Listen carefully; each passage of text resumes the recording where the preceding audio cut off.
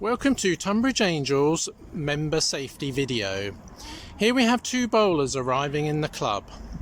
There's a door open and they're trying to get in. No, they're not allowed in that door. That's the fire exit. So we now have a one-way system and that's the exit. So they're going now round to the normal entrance and they will enter the club as normal. So Trevor and Lynn are entering the club as normal, entering their key in the keypad, and then they will notice two new signs on the door. So they'll stop to read the signs. One of them explains that they shouldn't be entering the club if they've got COVID symptoms or been in contact with COVID symptoms. They need to let the directors know if they develop symptoms in the next 14 days, and it's asking them to enter the lobby and immediately sanitize their hands. So in they go.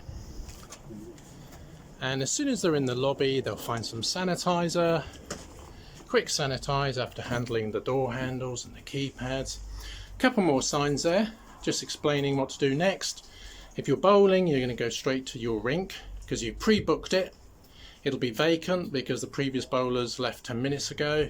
So you can go straight to your rink, and if you're going to use the bar, you can go straight to the bar and find a vacant seat. So Lynn and Trevor are walking through to their rink. They'll notice the toilets are closed as they pass by. Only the assisted toilets are available, and the changing rooms are also closed. So they can go straight through to the bowling hall because their rink's free. They're booked on rink 4, so they go directly to rink 4. And then down they'll notice the tables have gone and there's a chair available, and they can change their shoes at the rink end and get ready to bowl.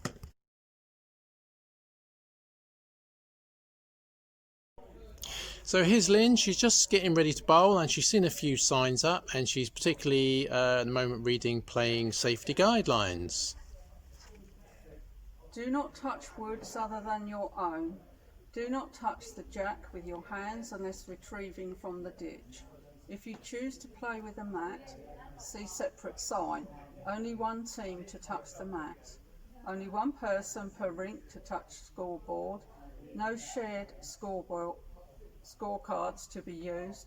Keep to the right when changing ends. When your turn to bowl, approach mat from right hand side and leave from the left side. No calling down the rink. Use hand signals. Keep social distance when measure occurring. No shaking hands. Excellent. All clear, Lynn? I made a few mistakes. Brilliant. So Trevor's now getting ready to bowl. So he's just reading the sign up, which is preparing to bowl. Change shoes and leave bags with personal belongings tidily next to the wall. Pay your rink fee, see separate instructions. During the game, it is not necessary to pay before you start. If retrieving belongings from lockers or borrowing clubwoods, bowling aids, please do so carefully and sanitize hands and borrowed items on returning to rink. Lovely. And then the big question is, are you going to use a mat or not, Trev? Are we going to use a mat? Yes. Well, that's it, because we know how to handle it, don't we? I think we prefer to use a mat. Excellent. So Lynn and Trev, are you going to use the mat? And we'll video how we do that through the game. So Richard's got his shoes on, he's getting ready to bowl. His belongings are still in his locker because his first visit to the club. Lockers are out of bounds, but you can go and get your stuff on your first visit. So Richard's going to go into his locker, which is in the changing room. So the changing rooms are closed. So all shoes and belongings are left at rink end, and you just go in once to get your stuff on your first visit, otherwise your changing rooms are closed. Rich isn't going to be really careful and not touch anything else, just his own locker, and get his stuff out. So Elaine's getting ready to bowl. Elaine's chosen to wear a mask. It's not compulsory within the club, but the EIBA do recommend you wear one, but it's up to everyone's choice. So Elaine's going to go and borrow some woods. The woods and the bowling aids are now on the seats on rink 6, so they're easier to get out than in the cupboards. Elaine's going to choose the woods, and then she's going to bring them back to her rink end. She's going to sanitize them with the wipes provided, sanitize her hands, and she'll be ready to bowl. So the pairs game has started. Rich and Trevor are skipping, they're going down the other end. Lorraine won the toss, so Richard's jack. So rather than casting the jack is now spotted by the skip using his foot. So it's Elaine's mat. So they've decided to play with the mat. So only one lead is to touch the mat throughout the game, and only one skip is to touch the mat throughout the whole game. So Elaine will now place the mat. She'll touch the side with the sticker, and the skip will touch the side without the sticker. So Elaine's taken her first bowl, and once she's finished with her go, she will leave the mat from the left hand side. Lynn's waiting socially distanced on the bank while Elaine is bowling, and then as Elaine leaves the mat from the left hand side, Lynn will enter the mat from the right hand side. So Elaine's about to take her second wood. Rich is just advising her the way to come. No shouting down the rink now because of the danger of shouting. Please use hand signals. Well done the leads. It's time to change end. So the leads will walk up the right hand side of their rink, one after the other, keeping 2 meters distance, and the skips will come down the right hand side of their rink. So it's nice, safely, socially distanced as we change over. So one wood went in the ditch, but the skips didn't take it out because we mustn't touch each other's woods, and it waited until the leads came down to take their own wood out of the ditch. So if the jack gets moved during the game, whether it gets moved sideways or behind the jack, it always gets recentered. If you can recenter it with your foot, you will. In this case, the jack's gone in the ditch, so Elaine is going to have to get the jack out with her hands. She's going to respot it, and the game will continue with the jack respotted, and then Elaine will sanitize her hands after touching the jack. So whenever the jack goes behind or sideways, it gets recentered or respotted. At the end of the rink, it's a point to Lynn, but Elaine's been elected to use the scoreboard on this rink, so only one person per rink to use the scoreboard for obvious reasons, and Elaine has put the score up.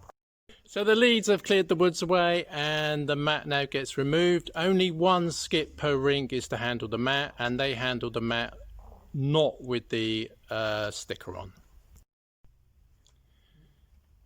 So Trevor's already paid for his rink with a credit card behind the bar. If the bar was shut, there's two options. You can either make a bank transfer of the amount you owe, and the details of the bank transfers on the sign on the window, or you can pay old style with cash into an envelope. So Rich is going to pay by envelope. So he's brought a piece of paper with him with his name and his rink number on it, and now Rich is going to pay. So he's going to go to the Green Steward's desk, and there he will find the envelopes we all recognise. He's going to put his £3 in an envelope. He's going to put in his bit of paper, which has got his name on it, and he's going to stick it in that focus box. So when the bar's shut, it's bank transfer or cash in the focus box. When the bar is open, you can pay by contactless credit card over the bar or cash over the bar. So Lynn and Trev won the end. So Lynn's waiting to bowl.